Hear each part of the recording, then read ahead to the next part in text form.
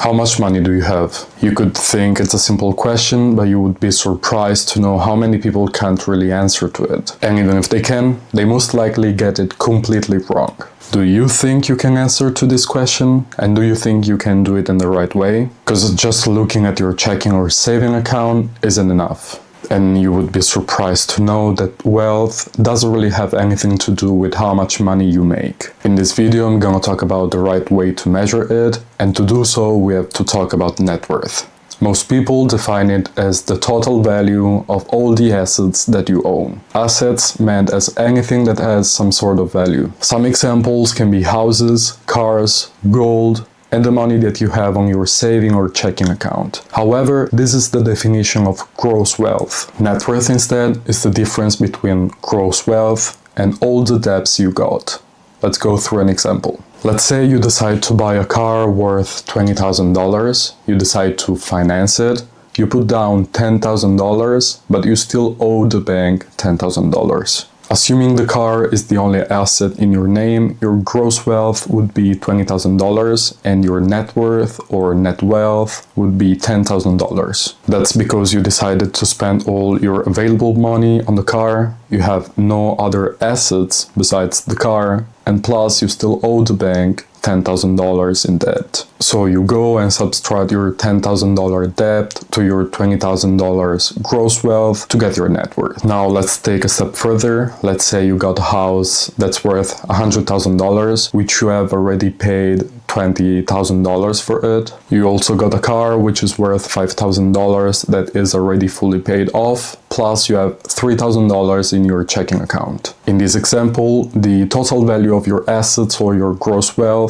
is $100,000 plus $5,000 plus $3,000, which equals to $108,000. In this situation, your only debt is the mortgage that you got on the house, which is the difference between $100,000 and $20,000, and that equals to $80,000 of debt. Now subtracting the debt to the gross wealth gives us your net worth, which is 108,000 minus 80,000, and that equals to $28,000. Now I know what you're thinking. You're probably thinking like, great, now I can calculate my net worth, but why should I care? And it's a fair question. But see, even though you might not have the most complex situation in the world, measuring it and put it on paper can help you gaining awareness of what's your starting point. And that's very useful, because in order to plan your whole journey, your goals and your expectations, you need to take into account your starting point. Let's say you have the goal to run a marathon. If your starting point is being able to run half a mile, we can probably assume that you won't be able to reach your goal in just 1 month.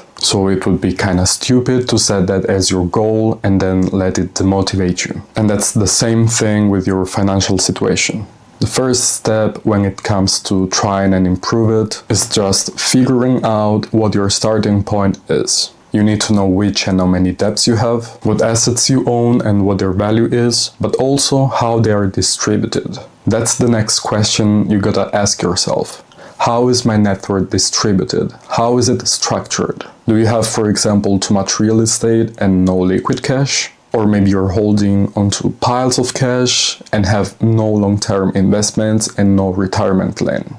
As your wealth grows, you need to pay attention to diversification, which, don't worry if you don't know what it is, it's a topic that I will cover in a future video. Anyway, you don't want to be in one of those situations, because yes, your net worth is important, but it's also important how is it distributed. Quick note, many have the doubt on whether to factor in or not things that may impact their wealth in the future. Things, for example, such as pension or a possible inheritance. And personally, I don't like including these things in my net worth. If I will ever get an inheritance, I will just consider it a bonus. It's not something that I expect. However, technically, credits you own should be considered just as your debts. So now that you hopefully have a clearer vision of what net worth is, how to calculate it and how to do so, let's talk about the average net worth in the United States so that if you want, you can compare yourself to others and realize whether you are ahead or behind the average financial journey.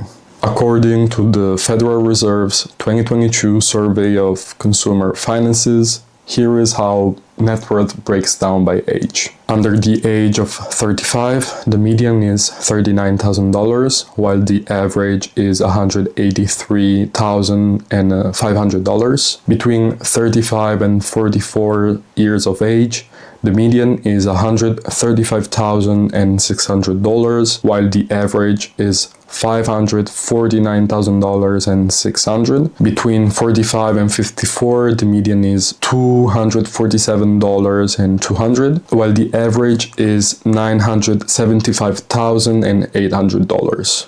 Between 55 and 64 then, the median is $364,500, while the average is $1,566,900. Between 65 and 74 years of age, the median is $409,900, while the average is $1,794,600, while for people 75 years old and over, the median is $335,600, while the average is $1,624,100. So overall, not considering age, the median is $192,700, while the average is $1,063,700. The average net worth here is so high because it's skewed by the ultra wealthy. If you're looking to compare yourself more realistically, the median is a much better benchmark.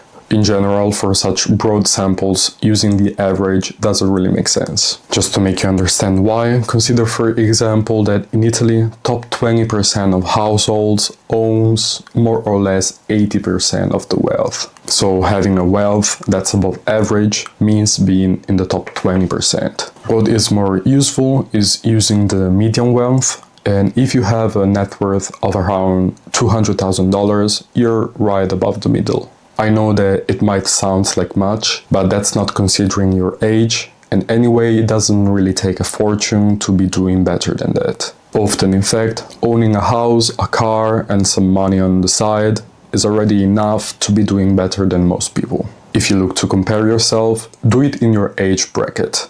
And if you are below the median or the average, don't get desperate. On this channel, I will give you many advices on how to improve your financial situation. And anyway, trust me, it's way less complicated than you might think. Also, if you happen to be here on this channel, this probably means that you care more about improving than others, so be proud of yourself. If you're curious instead about my financial situation, I happen to post every month a financial update where I talk about everything such as my earnings, my expenses, my investments, and of course my net worth.